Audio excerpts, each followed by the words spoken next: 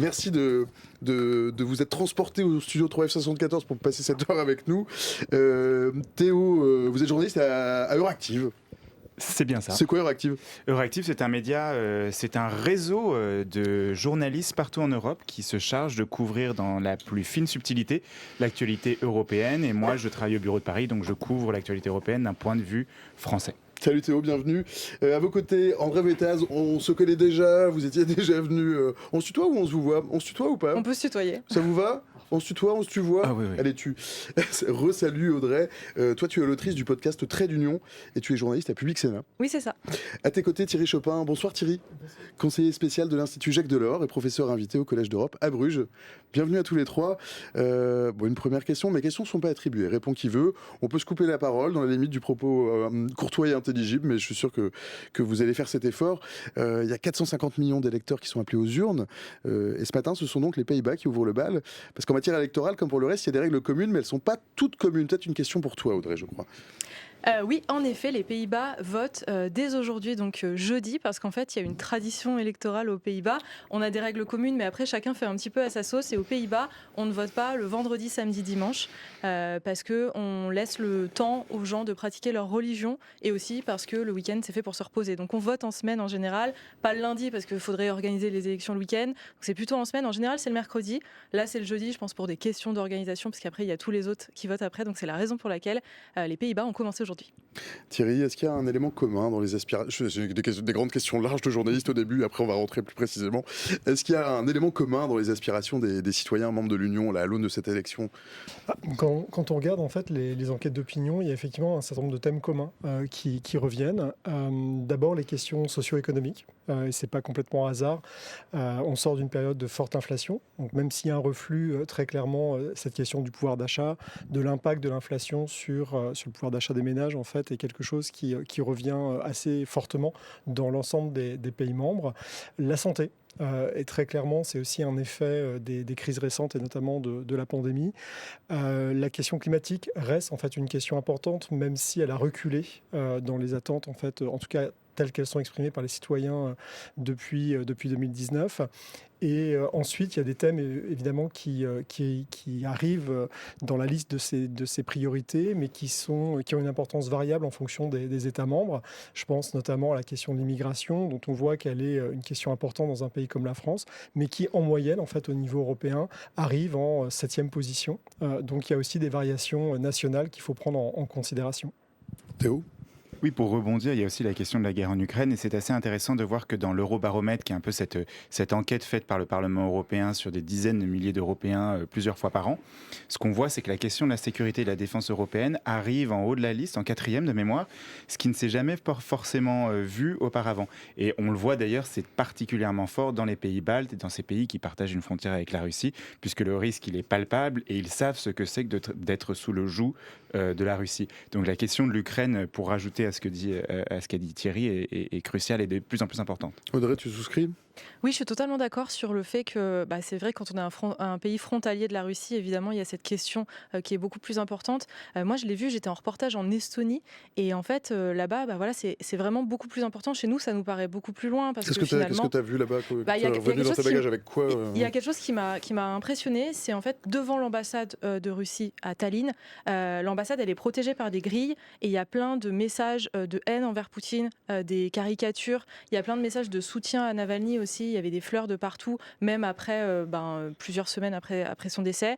Et il y avait aussi des petites chaussures pour faire penser à la guerre en Ukraine, et aussi beaucoup d'insultes. Et ça m'a vraiment surprise, parce que bon, je me suis pas baladée devant l'ambassade de Russie en France, mais je pense qu'il n'y a pas autant de messages, et c'est pas un endroit aussi où les gens déversent leur haine. C'est là qu'on voit qu'il y a vraiment une différence quand on est un pays frontalier ou quand on est à plusieurs milliers de kilomètres.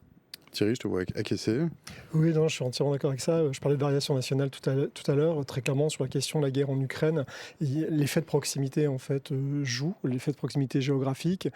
C'est le cas évidemment pour les Pays-Bas, c'est le cas aussi pour les pays centro-européens qui ont une très forte sensibilité, alors non seulement historique mais aussi géographique vis-à-vis de cette question. De manière plus générale, d'ailleurs, au-delà de la question de la guerre en Ukraine, je pense que ce qui caractérise aussi en fait le contexte dans lequel ces élections ont lieu, et évidemment ça impacte les opinions publiques où qu'elle soit, c'est quand même finalement un monde en fait très instable dans lequel les Européens vivent, un monde qui est de plus en plus conflictuel.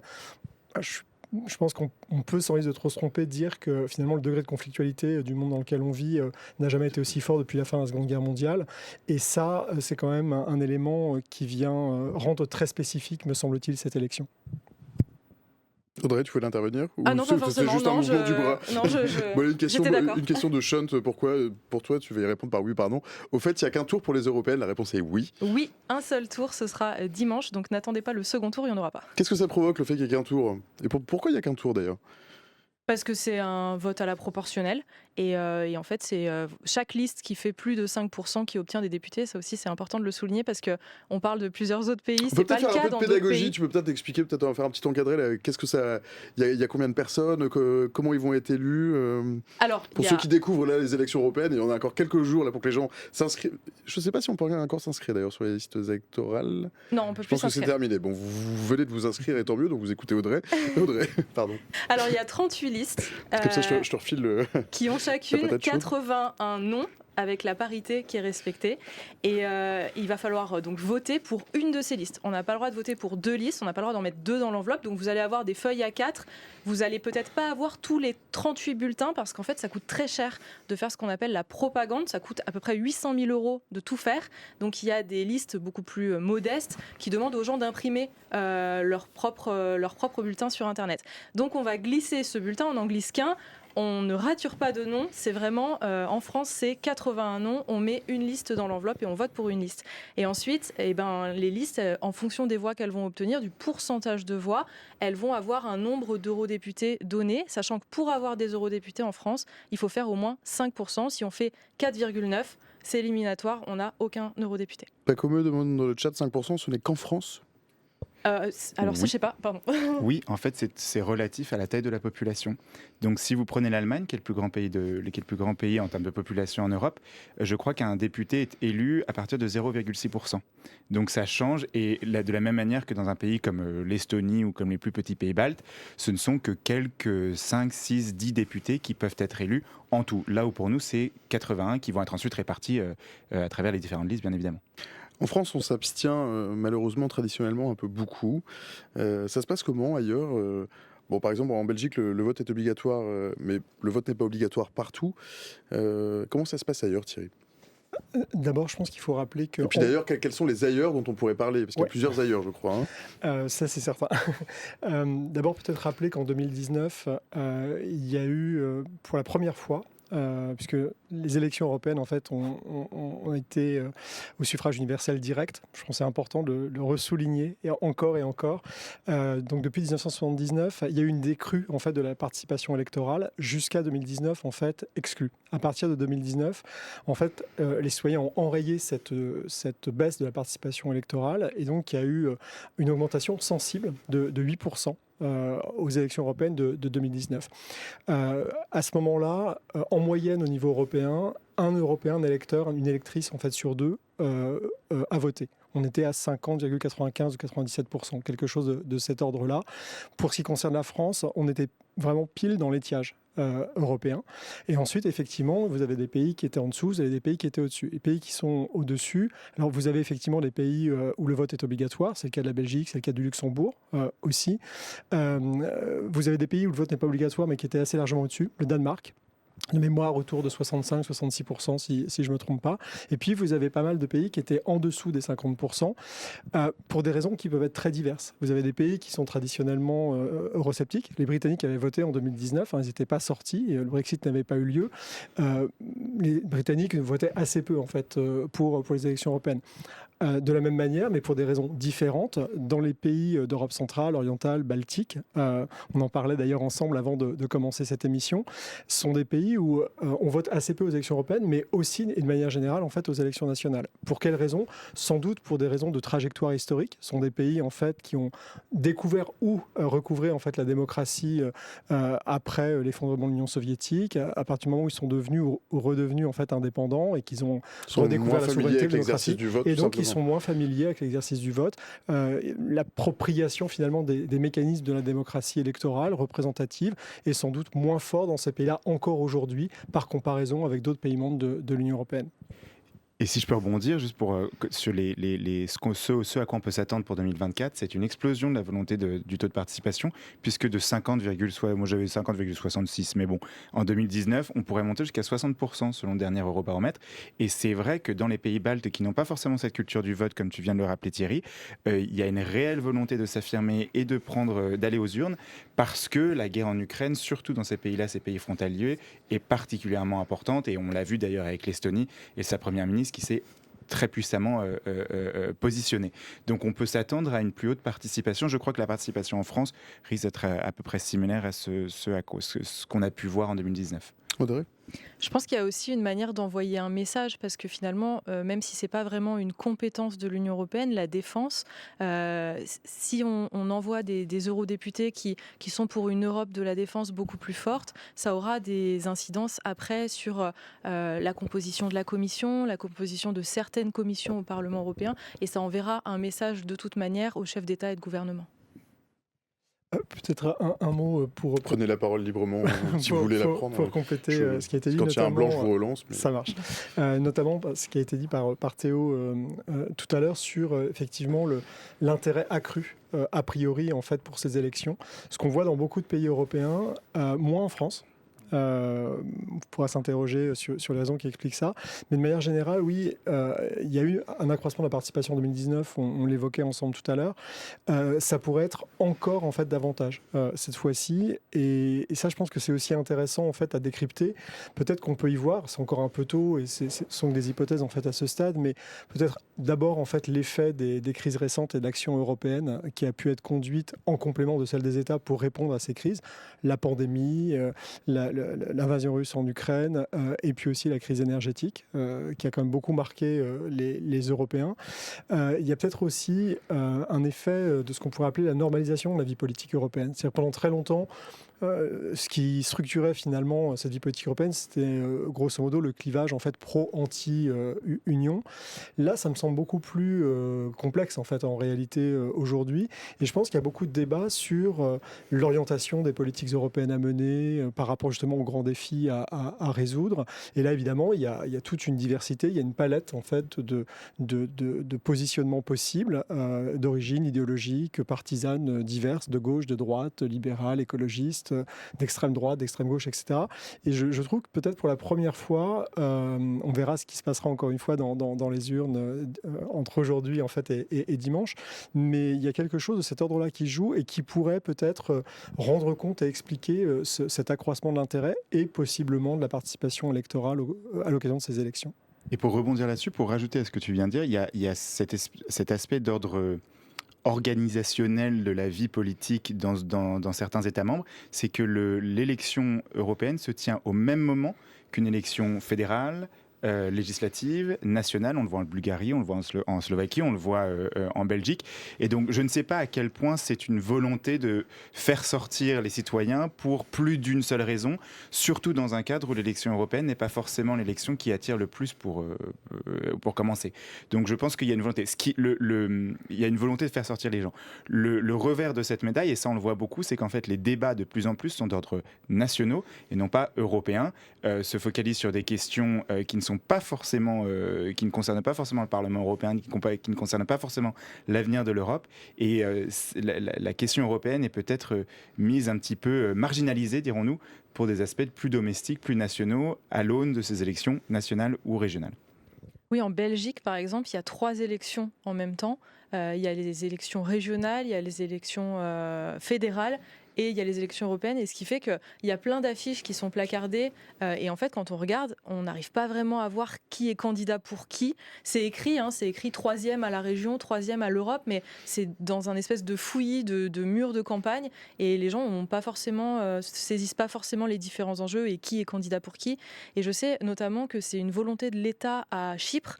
Ils ont fait exprès de faire toutes les élections en même temps pour pousser les gens à se mobiliser parce que sinon il y avait trop d'abstention. Et donc là, ils vont voir un peu le résultat et voir surtout si les gens ont réussi à comprendre finalement les différents enjeux des différentes élections. Mais ça a été un vrai choix politique. Dans le chat, il y a Pacôme qui persifle, qui dit 2005, c'est peut-être la raison de l'abstention. Je t'entends souffler, Théo.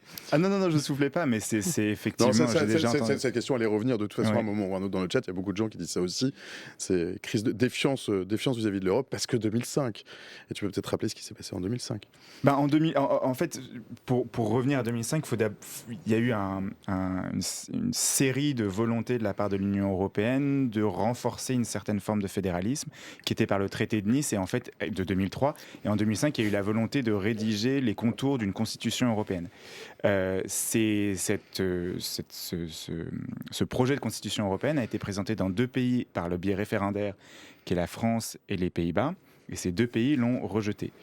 Et en fait, l'argument est que depuis 2005, il y a eu une certaine série de traités, notamment le traité de Lisbonne de 2007 ou 2009, qui auraient entériné dans la loi européenne ce contre quoi les Français se sont positionnés en 2005. Et donc du coup, il y a cet argument qui revient et qui est très fort et qui est très puissant et qui est repris probablement plus du côté des extrêmes, mais des 2 côtés, 2005 a été un déni de démocratie. C'est probablement plus vrai en France et aux Pays-Bas que ça ne l'est, où c'est passé par des biais parlementaires. Est-ce que c'est le début de l'abstention ? Je ne sais pas, mais je pense que c'est tu dis non, je ne pense pas. Mais en tout cas, a vraiment commencé à se poser la question de quelle démocratie européenne, comment celle-ci s'intègre dans notre vie politique nationale, et à quel point est-ce qu'on n'en fait pas ou pas assez ou trop. Thierry. Oui, sur ce point-là, je pense précisément que les élections européennes, en fait, restent des élections importantes parce que, encore une fois, c'est la seule institution, le Parlement européen, qui est élu au suffrage universel direct. Et que la démocratie, c'est naturellement, le référendum fait partie des outils de la démocratie participative. La démocratie, c'est aussi une démocratie représentative et d'élire, évidemment, ses représentants pour faire des choix législatifs, budgétaires pendant la durée d'une législature. C'est évidemment très important parce que ça permet de peser finalement sur l'orientation des politiques qu'on veut mener. Je pense que là où il y a peut-être une difficulté, peut-être dans notre pays plus spécifiquement qu'ailleurs, pour comprendre l'importance, saisir en tout cas l'importance des enjeux politiques d'un scrutin comme celui-là, c'est qu'on est dans un pays où finalement notre organisation constitutionnelle, en fait, juridique, donne des pouvoirs incroyables en fait à l'exécutif. Non seulement évidemment au gouvernement, mais surtout en fait au président de la République. La conséquence de ça, au niveau national, stricto sensu, ça a été de dévaloriser en fait le Parlement, du fait aussi du mode de scrutin majoritaire. La conséquence, c'est que, à mon avis, dans la perspective d'une projection de ce modèle-là en fait, à l'échelle européenne, parce qu'il me semble que cette logique de projection elle caractérise assez bien le rapport de beaucoup de Français en fait, à l'Union européenne, eh bien, pour nous, ce qui compte, grosso modo, c'est ce qui relève de l'exécutif européen, c'est-à-dire à la fois la Commission européenne, le Conseil européen, c'est la réunion des chefs d'État et de gouvernement. Finalement, pendant très longtemps, dans un pays comme la France, à la différence d'autres pays, je pourrais en dire un mot rapidement dans un instant, il y a l'idée que le Parlement européen c'est un peu secondaire. Et finalement, avec l'autre institution législative qui codécide avec le Parlement européen, qu'on appelle le Conseil des ministres, où siègent nos ministres nationaux en fonction des sujets qui sont votés, tout ça, c'est quand même un peu secondaire par rapport à la Commission et au Conseil européen. Donc ça, je pense que c'est un élément qui explique aussi, disons, une forme de réticence, de relatif désintérêt, en fait, des Français pour cette élection-là. Ce qu'on ne voit pas du tout de la même manière dans d'autres pays membres de l'Union européenne qui se caractérisent par des cultures parlementaires beaucoup plus fortes qu'en France, où le pouvoir exécutif est contrôlé de manière beaucoup plus forte qu'en France par le Parlement national. Et d'ailleurs, au niveau européen, vous avez des parlements nationaux qui contrôlent le gouvernement avant qu'il aille négocier à Bruxelles. Le gouvernement devant rendre compte, après la négociation à Bruxelles, des décisions qu'il a prises, des compromis qu'il a noués avec ses partenaires. Et ça, c'est pas du tout dans la culture politique française. Donc, on est aussi dans un système hexagonal qui était en quelque sorte orthogonale avec la manière dont politiquement et institutionnellement fonctionne le système politique européen. Et c'est peut-être ça aussi un élément d'explication à ce type de commentaires, de réactions, tout à fait légitimes par ailleurs. Il y a Super Pumpy qui dit, enfin bon pardon, non, on peut pas comprendre si je lis tout, si je vous le lis pas tout, et je vais pas tout lire, c'est trop long. Bon, vous dites, quand j'épingle les messages dans le chat, ça veut dire que je vais poser la question. En fait, c'est pas un modérateur qui le fait, c'est moi, parce que voyez-vous, je vous lis dans le chat. Il y a Spécy qui dit, il y a aussi très peu de campagnes d'information sur le fonctionnement de ces élections européennes et l'utilité de ce Parlement, ce dont tu parlais Thierry. À croire que ça arrange certaines personnes que les votants restent ignorants. Alors la deuxième partie de la question, pourquoi pas, mais sur les campagnes d'information, il est vrai qu'en France, alors cette année c'est peut-être un peu moins le cas, ou c'est peut-être parce que moi j'ai ce prisme depuis la maison de la radio de ma rédaction, j'ai l'impression qu'on en parle plus qu'avant. Comment ça se passe dans les autres pays ? Est-ce qu'on en parle davantage ? Est-ce que ça occupe davantage la scène médiatique des élections européennes ? C'est à peu près égal ? Moi, j'ai l'impression qu'on en parle plus dans les autres pays. En tout cas, on en parle plus dans les médias qu'on peut le faire en France. Ça, c'est un fait. Il y a eu des comparatifs qui ont été faits, notamment des rapports à l'Assemblée qui ont été faits pour comparer un peu la manière dont on traitait le sujet en France ou dans les autres pays. Donc là, il y a peut-être une autocritique à faire. Après, j'ai l'impression, mais c'est peut-être aussi parce que j'ai le nez dedans, que pour les élections, là, on en a pas mal parlé. Peut-être pas assez, mais en tout cas, on en a parlé. Et peut-être pour continuer à faire de la pédagogie sur le rôle du Parlement, il y a un point qui est hyper important et qui peut être important à saisir dans le fait d'aller voter, c'est qu'en fait le Parlement, il a aussi une mission de contrôle de la Commission européenne et notamment de validation de la présidente ou du président de la Commission européenne qui est le prochain et aussi des commissaires. Et donc c'est comme si vous imaginiez Gabriel Attal et tout son gouvernement qui devait se faire valider par l'Assemblée nationale. Donc en gros, ils peuvent retoquer les ministres, peuvent retoquer les commissaires. Donc ça, c'est quand même très important. Avec un système d'audition, avec un système d'audition, mais non, mais c'est très important. Donc en fait, ils ont un grand oral à passer. Et parfois, il y a des candidats, d'ailleurs, qui sont évacués. Et en 2019, la candidate qui était proposée par la France a été retoquée par le Parlement européen. Elle a passé plusieurs auditions et à la fin, c'était non, vous choisissez quelqu'un d'autre. Donc il y a quand même ce côté de contrôle qui est très important. Et ça peut même amener, et ça s'est passé à la fin des années 90, au fait que le Parlement pousse la Commission, mais toute la Commission, à démissionner. Donc voilà, il y a quand même ce côté où c'est vrai qu'on dit beaucoup que le Parlement n'a pas beaucoup de pouvoir parce qu'il n'a pas le pouvoir de décider d'une loi, de dire on fait cette loi ou pas, mais il a ce pouvoir de contrôle qui est très important. Là, Thierry, non. J'ai un bémol quand même sur ce point. C'est le premier de mais vous avez le droit de ne pas être d'accord de temps en temps. Non, mais c'est une question factuelle en fait. Et c'est peut-être l'occasion simplement aussi de continuer le travail de pédagogie qu'on a commencé à faire tout à l'heure. Mais les eurodéputés en fait, qui siègent au Parlement européen, donc les Français vont élire pour 81 d'entre eux dimanche, exercent trois grands types de fonctions. La première, c'est une fonction législative. Alors, il est vrai que le Parlement européen n'a pas le pouvoir de proposer en fait des lois européennes, c'est ce qu'on appelle techniquement des directives, des règlements. C'est la Commission qui fait ça. Et ça, c'est une différence majeure avec la manière dont ça se passe au niveau national, où le gouvernement peut proposer des lois, mais aussi le Parlement. Même si dans la réalité, les lois d'origine gouvernementale sont beaucoup, beaucoup plus nombreuses que les lois d'origine parlementaire. Deuxième, mais par ailleurs, sur le plan législatif, le Parlement européen est un décideur, c'est-à-dire qu'il vote la loi non, je voulais dire proposer au lieu de décider, okay. C'était ça. Donc voilà, juste, pour juste lever l'ambiguïté, il faut bien le rappeler, être tout à fait clair là-dessus.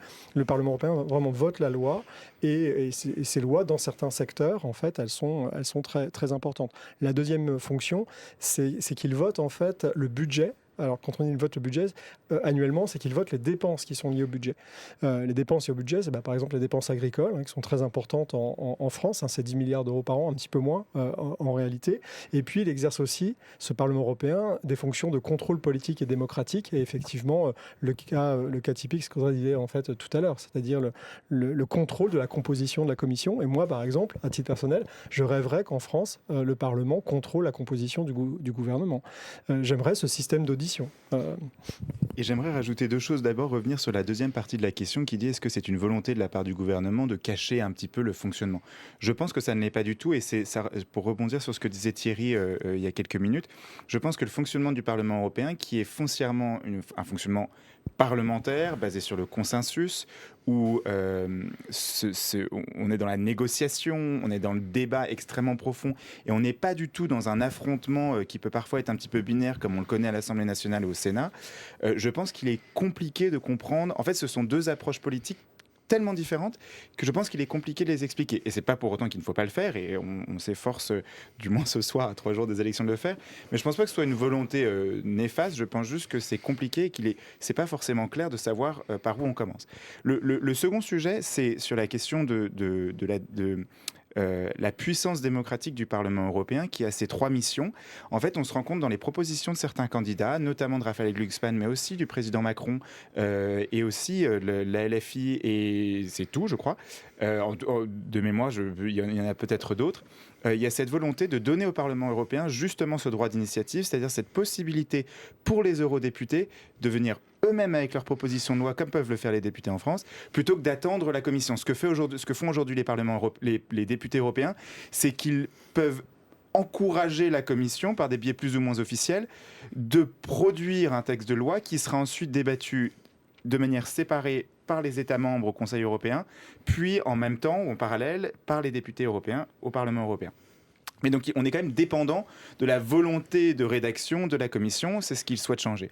Le deuxième sujet qui me semble très important d'un point de vue démocratique et qui vient renforcer la capacité démocratique de l'Union européenne, c'est ce qu'on appelle le droit de veto. Ça concerne moins, et ça ouvre peut-être un nouveau champ, ça concerne moins le Parlement européen et c'est vraiment le Conseil européen, c'est-à-dire les États membres, où aujourd'hui, sur les questions de politique internationale et sur les questions fiscales, il est impératif que les 27 chefs d'État et présidentes soient d'accord. Si un dit non... Parce que ça touche à la souveraineté des États.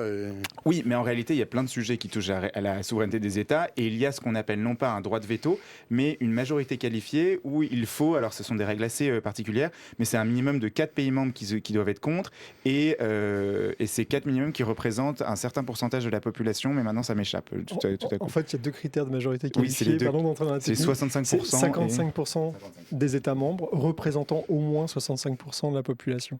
Oui, c'est ça. Il y a un critère démographique. Et pourtant, Dieu sait combien de fois je l'ai écrit dans des papiers, mais j'oublie encore. Et donc, la volonté, c'est de faire sauter ce verrou du vote, du blocage du droit de veto, merci, pour les questions internationales, pour les questions fiscales, pour aller plus loin sur les questions de fiscalité, pour aller plus loin dans une parole très claire de la part de l'Union européenne sur les questions internationales. Et ça, je pense que ça va dans le sens d'une plus grande démocratie européenne.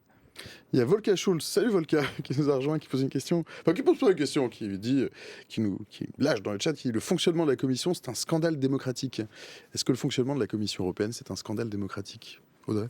Pourquoi est-ce qu'il trouve que c'est un scandale démocratique? Volka, pourquoi tu trouves que c'est un scandale démocratique? Elle ne précise pas. Parce qu'elle n'est pas élue, c'est peut-être ça, parce que souvent c'est ça. En fait, ce qu'il faut savoir, c'est que l'actuelle présidente de la Commission, elle a été désignée par les chefs d'État et de gouvernement. Elle devait forcément faire partie du groupe politique qui était le plus influent au Parlement, donc en l'occurrence c'est le PPE. Donc elle a été désignée dans ce groupe politique. Ensuite, elle a été désignée par les chefs d'État et de gouvernement.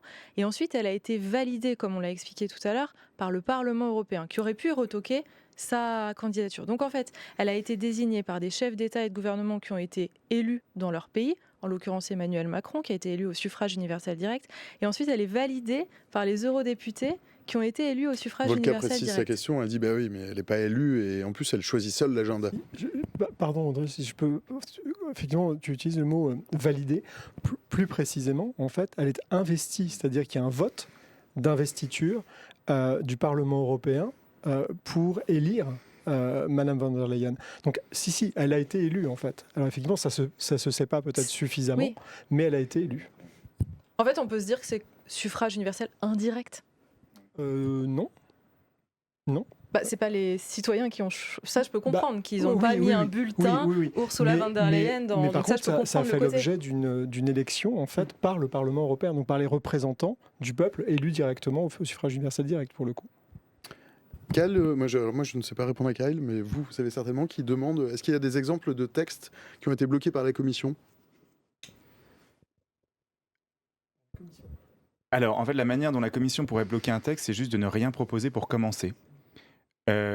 Donc c'est une situation qui ne peut pas exister, c'est ce que tu veux dire? Alors, si on ne sait pas répondre à Kyle, on ne répond pas à Kyle. C'est juste que la Commission n'a pas entamé le processus de réflexion autour d'un sujet. À partir du moment où la Commission propose un texte de loi, déjà, enfin, ou un règlement ou une directive, on part du principe que c'est à quelques exceptions près, ce que souhaite la Commission, ce que la Commission pense être une bonne chose.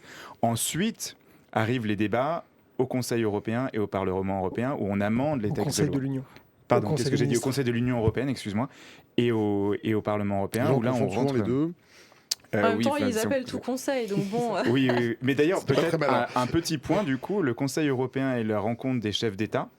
Le Conseil de l'Union européenne est la rencontre des ministres concernés par des textes de loi spécifiques. Le Conseil de l'Europe n'a rien à voir. C'est une autre institution qui est à Strasbourg. Mais donc les trois s'appellent Conseil, mais aucune des trois ne fait vraiment la même chose. Mais donc pour revenir à la question, je ne pense pas que la Commission puisse bloquer un texte qu'elle a elle-même créé, ou alors ça n'aurait aucun sens. Tu as répondu à Kyle.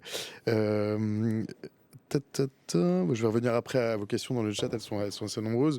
Dans les autres régions européennes, avec peut-être à l'ouest les fondateurs, à l'est les Scandinaves, gros bloc des années 90-2000, ce sont quoi les priorités? Ce sont des priorités qui sont différentes, il y a des attentes différentes si on considère cette élection. C'est une question pour toi, Thierry, je crois. Ouais, je veux bien essayer d'en dire un mot. Au moins d'en dresser les contours. Ouais.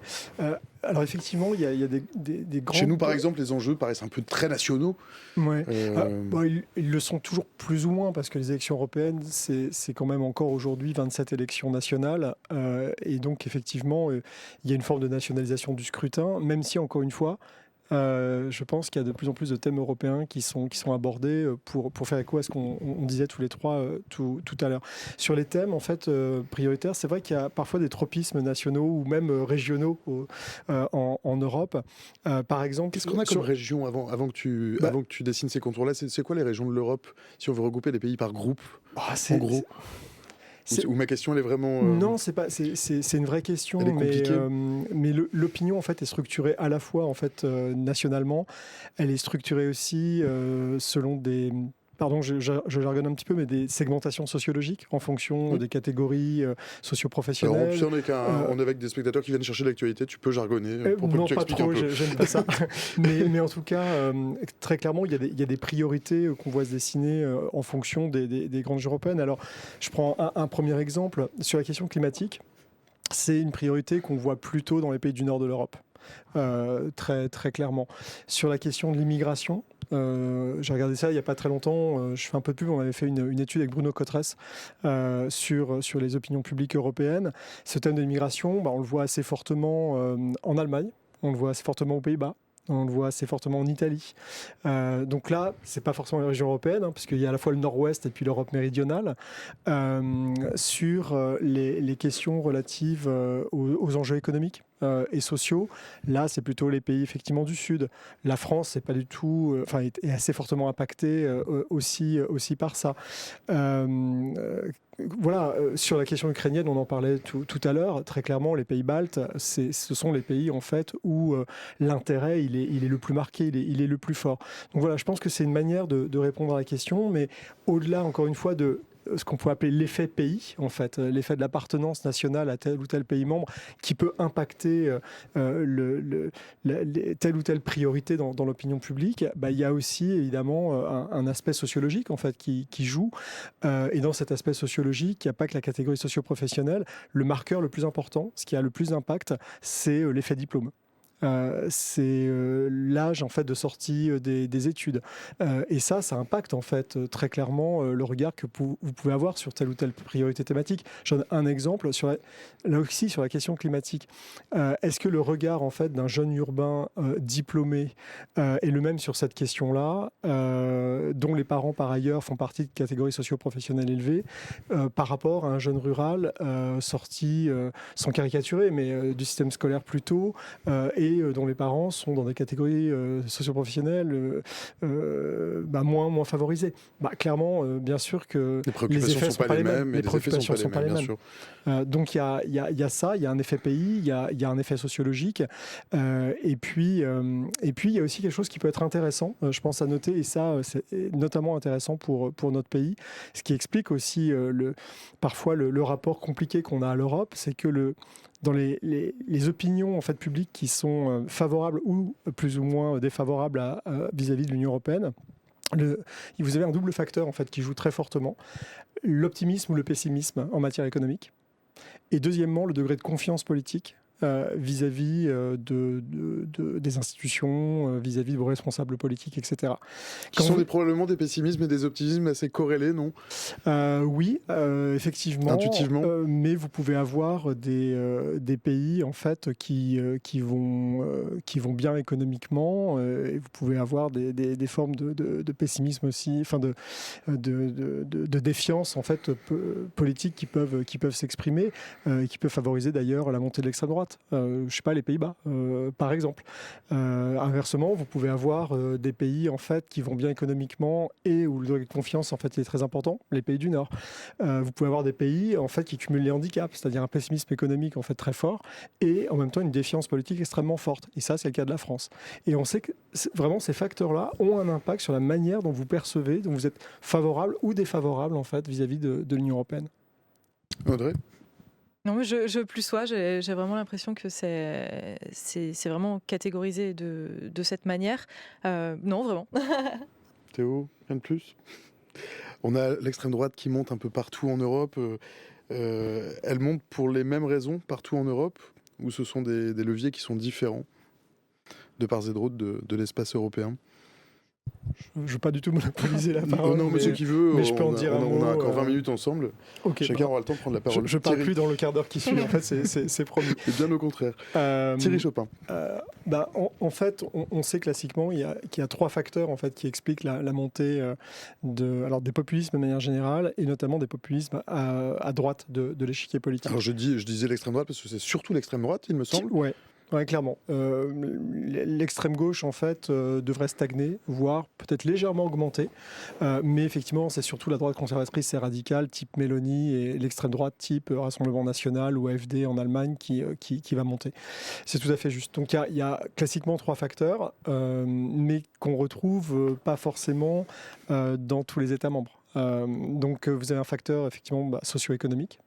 La peur du déclassement, le sentiment d'appauvrissement, le sentiment de perte d'influence en fait sur le choix qu'on pourrait faire face aux défis auxquels on est confronté.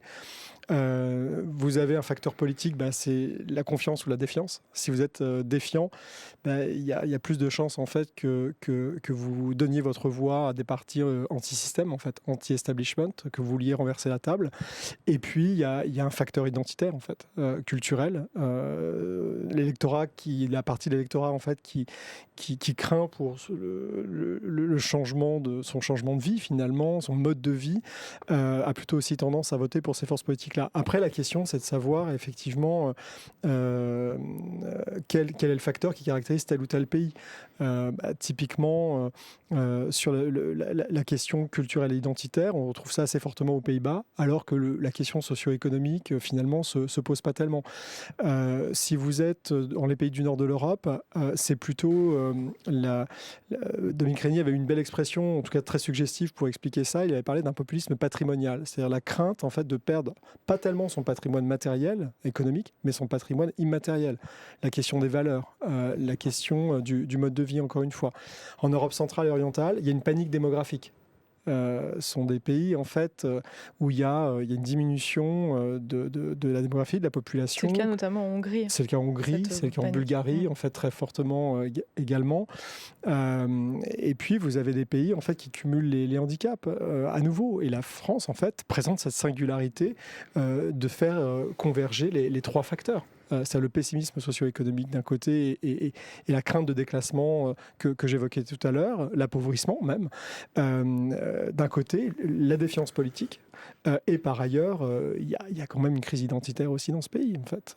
Qu'on s'en réjouisse ou que ça nous déplaise, c'est difficile à contester. Dans le chat, mais souvent, en fait, dès qu'on parle d'Europe et d'élections européennes et de tout ce qui est lié, il y a le poids des lobbies qui revient, avec l'absence de transparence des eurodéputés qui seraient achetés.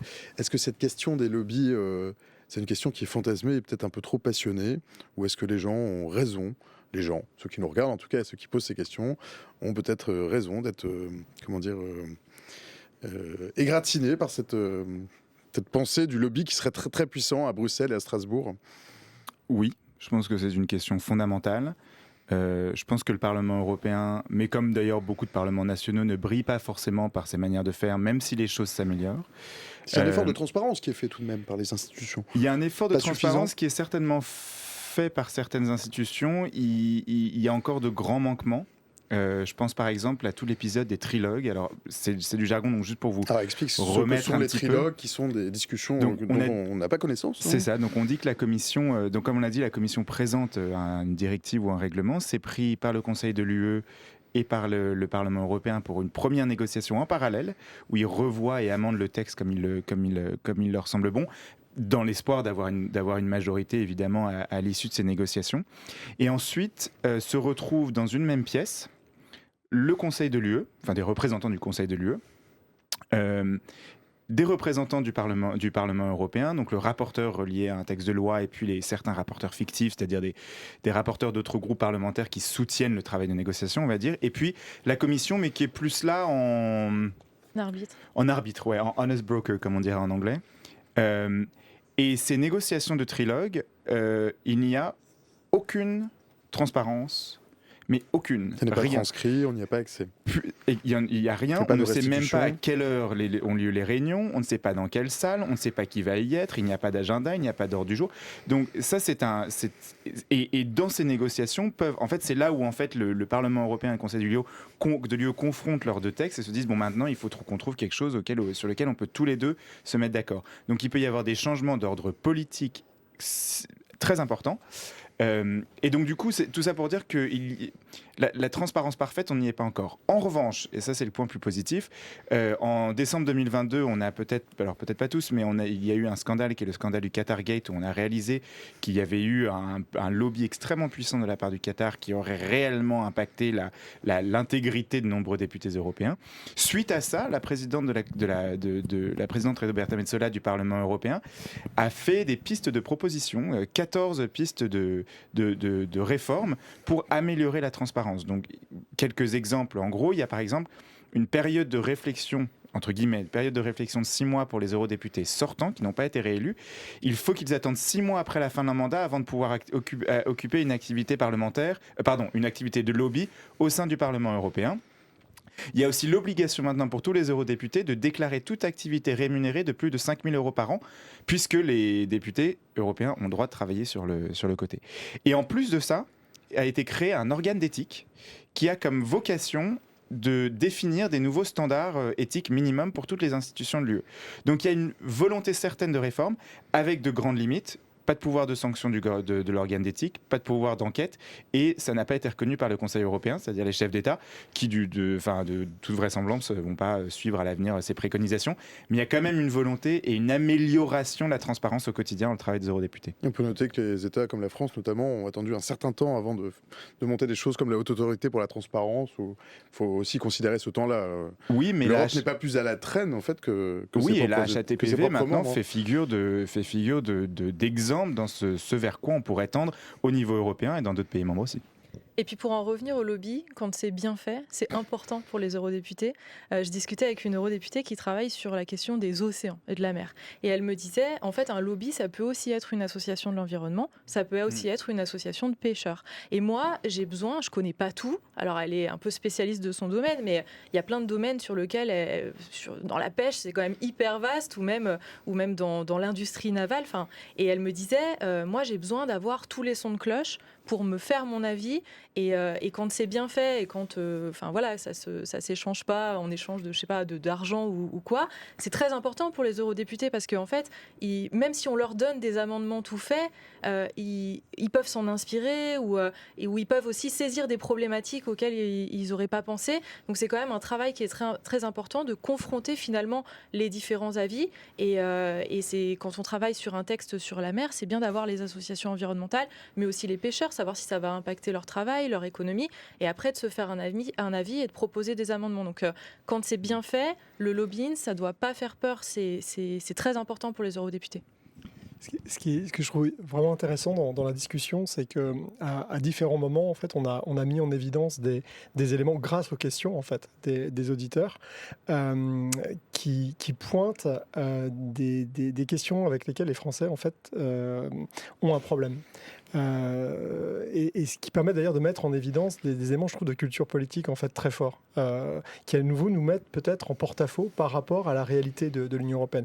On parlait tout à l'heure de la culture unitaire finalement sur le plan politique et la prépondérance de l'exécutif par rapport finalement au pluralisme institutionnel, au rôle des parlements. Qui n'est pas vécu de la même manière ailleurs. Exactement, qui n'est pas vécu de la même manière ailleurs. On a évoqué tout à l'heure avec les exemples pris par Théo sur l'importance de la culture du consensus et du compromis négocié, qui est juste un élément clé en fait de la politique européenne et qui est là aussi complètement orthogonal en fait avec notre culture de la décision, notre conception de la décision. Et je trouve que c'est un peu la même chose en fait avec la question du lobbying en fait des groupes d'intérêt. D'ailleurs, c'est vrai, quand on pense lobby en France, d'abord c'est un gros mot. C'est en un fait. gros mot, lobby. C'est connoté très négativement. Il y a l'idée de l'argent, du secret, de l'argent, de l'intention maligne. Oui, c'est ça. Et là aussi, c'est pas abordé Alors forcément. Qui représentent des gens, ces gens-là. Oui, bien sûr. Ce sont En des fait, groupements on d'intérêt. dit lobby, mais souvent c'est représentant d'intérêt. Peut-être que le mot est un petit peu plus précis. Ça permet aussi de voir que chacun arrive pour défendre un peu sa chapelle, et puis ensuite, il faut se faire une idée, quoi. Puis effectivement, les groupes d'intérêt représentent à la fois des intérêts d'entreprises, des fédérations professionnelles, représentent aussi des associations citoyennes. Greenpeace, par exemple, en matière environnementale, est un groupe d'intérêt. Les églises font partie aussi en fait des groupes d'intérêt, etc. Mais ce que je trouve aussi évidemment intéressant de ce point de vue-là dans la discussion, c'est que je pense qu'on est très mal à l'aise, nous, Français, en fait, avec cette question du lobbying, de la défense des intérêts particuliers, certes qui doivent être encadrés, c'est évident, il faut que ça soit régulé, mais on est très mal à l'aise avec ça parce qu'aussi c'est lié effectivement alors au jeu d'influence, c'est lié au fait que l'Union européenne, là aussi qu'on se réjouisse ou que ça nous déplaise, en fait c'est un marché. Et donc c'est un espace de jeu incroyable évidemment pour les groupes d'intérêt, puisque par définition un marché c'est l'expression en fait d'intérêts particuliers. Or pour nous avons été biberonnés, nous avons été éduqués en fait à l'importance de l'intérêt général. Et l'État doit incarner l'intérêt général, et tout ce qui est intérêt particulier, défense des intérêts particuliers, là aussi c'est quelque chose qui se porte très mal en fait, je trouve, dans notre pays. Et donc là encore, ça nous met mal à l'aise, je pense, et en porte-à-faux avec la manière dont les choses en fait se déroulent au niveau européen. C'est vrai. Et juste pour compléter, c'est évident que le lobby est avant tout un représentant d'intérêt. Et la question des moyens se pose de manière réelle. Et ça, je l'ai beaucoup vu pour avoir suivi de très près certains sujets européens, typiquement la directive sur les travailleurs des plateformes, où je peux vous assurer que les représentants d'intérêts de chauffeurs n'ont pas du tout les mêmes moyens et la même force de frappe que les intérêts d'Uber ou de Deliveroo, pour ne pas les nommer. Et en ce sens, tous les deux sont considérés de manière égale comme des lobbies. Or, leur capacité d'influence n'est pas du tout la même. Et en fait, je te coupe la parole pour te la rendre immédiatement après. Il y a Petit Tofu, salut Petit Tofu, qui nous dit les lobbies les plus puissants sont les plus riches. Tu allais y venir, il me semble. Complètement. Et en fait, ce sont les lobbies. Il faut se retirer de l'esprit que les lobbies sont. J'aimerais que tu me dises l'inverse, ça aurait été plus. Ouais, que les lobbies des océans étaient. Mais non. Enfin, je n'ai jamais travaillé sur les questions de l'océan, donc je ne sais pas. Mais en tout cas, sur certains sujets sur lesquels j'ai pu travailler, ce qui est assez intéressant, c'est qu'on imagine parfois les lobbies comme étant des personnes en superbe costard avec des lunettes noires qui arrivent avec des mallettes noires. C'est pas du tout ce qui se passe, mais c'est un lobby qui est extrêmement subtil, à coups de textos, à coups de mails, de choses qu'on ne peut pas forcément percevoir et qu'il est compliqué de réglementer. Et c'est ce lobby-là qui, je crois, trahit un déséquilibre total dans les moyens qui sont donnés à des grosses entreprises, souvent des multinationales, et à des entreprises ou des organisations ou des ONG ou des regroupements d'intérêts plus petits qui n'ont pas forcément cette force de frappe. Donc, qu'il y ait des représentants d'intérêt pour influencer, je trouve ça extrêmement bien. Et comme tu le précisais avec l'eurodéputé que tu as rencontré, ça permet d'avoir tous les sons de cloche, c'est crucial. Mais l'arrivée de ces sons de cloche peut être particulièrement déséquilibrée. Cette culture du consensus, c'est formidable, le consensus. Enfin, si on arrive à mettre tout le monde d'accord, je veux dire, le travail est chouette. Elle se met cependant très très mal en scène. C'est un temps qui est très long, le consensus. Est-ce que ce désintérêt relatif pour les élections européennes ne souffre pas en fait de ça, de cette absence de possibilité de mettre en scène le consensus de manière un peu sexy, si je puis dire, en étant un peu trivial ? Moi, je suis un peu d'accord là-dessus parce que c'est vrai qu'en France, on a envie que ça aille très vite. Souvent, on a un texte de loi qui arrive après un fait Je dis pas que c'est d'actu. bien. Je dis pas que c'est bien non plus, parce que des fois, il faudrait prendre un petit peu le temps de réfléchir, de peser le pour et le contre, et peut-être de nuancer un peu les choses. Mais c'est vrai qu'en France, on aime bien que ça aille vite, et souvent, on réagit un peu à l'actualité en faisant la législation. Au niveau européen, c'est beaucoup plus long. C'est un temps. Il y a des textes qui sont allés plus vite, mais en général, ça prend à peu près 2 ans pour qu'il y ait 2 ans et demi pour qu'il y ait un texte qui sortent. Et c'est vrai qu'entre le moment où on en fait l'annonce, voilà, il va y avoir un texte sur ça, il y a cette proposition, et le moment où c'est définitivement voté, il y a eu des négociations, il y a eu peut-être des pas en arrière ou des pas en avant, des gens ont dû mettre de l'eau dans leur vin pour essayer de concilier un peu tout le monde. Donc non seulement ça a pris du temps, mais des fois c'est peut-être moins ambitieux que certains l'auraient voulu, et donc c'est vrai que c'est peut-être un petit peu compliqué d'en faire la promotion. En tout cas, entre le moment où on annonce un texte et le moment où il entre vraiment, où il est vraiment voté, oui, ça prend du temps et on a peut-être un peu oublié. Moi, je pense que c'est possible, en fait, d'en faire la promotion, si, en fait, on s'attache pas uniquement à un décryptage institutionnel, en fait, qui est vraiment pénible, qui va être ennuyeux, mais si on a je veux dire, la capacité médiatique de rendre compte des rapports de force politiques qui sont à l'œuvre non seulement entre des groupes politiques en fait qui incarnent des positions idéologiques différentes, parfois très tranchées. Si on est capable de mettre en évidence et en lumière les rapports de force politiques entre les États, ça peut intéresser, ça peut susciter, moi, me semble-t-il, de l'intérêt. Et c'est pas parce qu'une décision est très longue à prendre et fastidieuse et pénible que pour autant ça peut désintéresser les gens. Regardez la manière dont fonctionne le Congrès en fait aux États-Unis. C'est très compliqué de se mettre d'accord au Congrès américain. Pourtant, il y a eu House of Cards. Bah, Et c'est passionnant. et c'est passionnant. Donc, on doit être capable en fait de faire ça. Je pense que l'un des obstacles, et là aussi c'est variable en fait selon les États membres, c'est la capacité à mobiliser en fait des ressources humaines, des ressources financières pour assurer en fait ce suivi médiatique, ce portage médiatique des rapports de force, des rapports de pouvoir. C'est de ça dont il s'agit. Et pour le coup, l'Union européenne n'est pas imperméable aux rapports de pouvoir. C'est un lieu d'expression très fort de ces relations de pouvoir, de ces jeux d'influence, et je ne pense pas que ça soit moins intéressant au niveau européen qu'ailleurs. France Acquiescement au centre. Non, mais je suis totalement d'accord. Après, c'est vrai que notre manière de traiter l'information médiatique, et j'en fais partie, hein, souvent on parle du début, mais c'est pareil quand on parle d'un procès, et puis ensuite on parle du verdict. Et c'est vrai qu'on pourrait s'y intéresser entre-temps, mais c'est malheureusement pas la manière dont on fonctionne.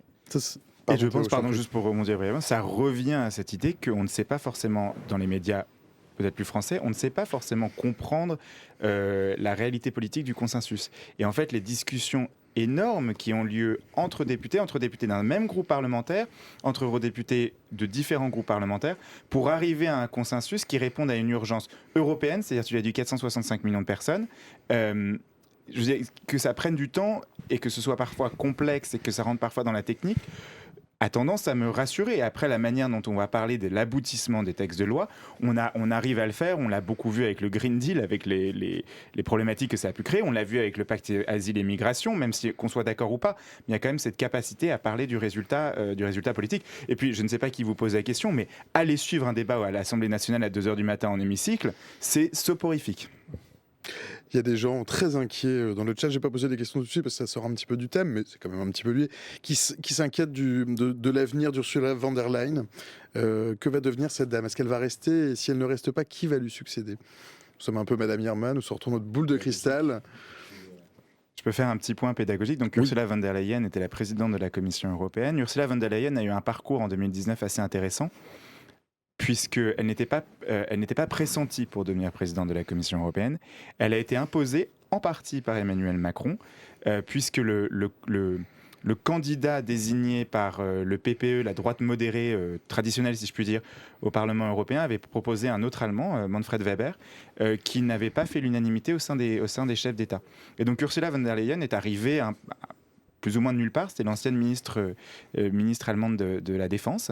Et elle a été investie ensuite par le Parlement européen à 9 voix près. 5 ans plus tard, elle tente de repartir pour un second quinquennat. Je ne sais pas si on peut parler de quinquennat. 5 ans, c'est un quinquennat. elle est la candidate pour cette fois-ci officielle du PPE, mais en fait, elle fait face à une situation particulière où elle doit répondre à des attentes de la part de son groupe de droite traditionnel qui a fait du pacte vert le pire des ennemis. Après que ce soit elle qui, en 2019, à un moment où la question écologique avait le vent en poupe, a porté ce sujet à bras-le-corps et a présenté ce pacte vert européen qui est extrêmement ambitieux par son ampleur, par les sujets et les industries qu'elle couvre. Et donc la question est de savoir si elle va être réélue. On ne sait pas ce qu'il en est de son plutôt de ce qui pourrait se passer au Parlement européen, puisqu'elle a énormément clivé jusqu'à son propre camp. Et la question est donc de savoir, va-t-elle être réélue? C'est probable, mais c'est pas donné. Avec quel nombre de votes, on ne le sait pas. Et surtout, si ce n'est pas elle, alors qui? Il est 19h59, passé de 25 secondes maintenant. Thierry Chopin, le mot de la fin. C'est une patate chose que je refile à mes invités pour les surprendre au moment où le stream se termine. Allez voter dimanche. C'est un très joli mot de la fin. Audrey, le mot de la fin. Peut-être pour compléter, garder en tête qu'une liste, pour qu'elle passe, pour qu'elle ne soit pas éliminée, il faut qu'elle fasse 5%. Donc ça, c'est une particularité française. Voilà, il faut le garder en tête. Théo, le mot de la fin. Tu peux réfléchir 10 secondes. Sur Twitch, le blanc, c'est pas très grave. Non, bien sûr, allez voter, ça c'est impératif. Votez pour qui ne faites pas de vote stratégique. Votez vraiment pour qui vous croyez bon. Et ça, c'est la beauté de la proportionnelle, c'est que vous n'avez pas à anticiper le deuxième tour, ce qui pourrait potentiellement arriver. Votez avec votre cœur. Voilà. Et c'est aussi magnifique qu'une parole d'évangile un peu de prêtre en chair. Dont je m'inspire. Il est quotidiennement. 20h pile, passé de 20 secondes. Merci Théo, merci Audrey, merci Thierry. Merci de nous avoir fait l'amitié de vos réponses, de vos lumières européennes. Merci à vous aussi dans le chat, vous qui nous écoutez, qui nous regardez, qui êtes de plus en plus nombreux à nous suivre avec plein d'encouragements. Ça fait vraiment chaud au cœur. Donc ma petite âme sensible vous remercie.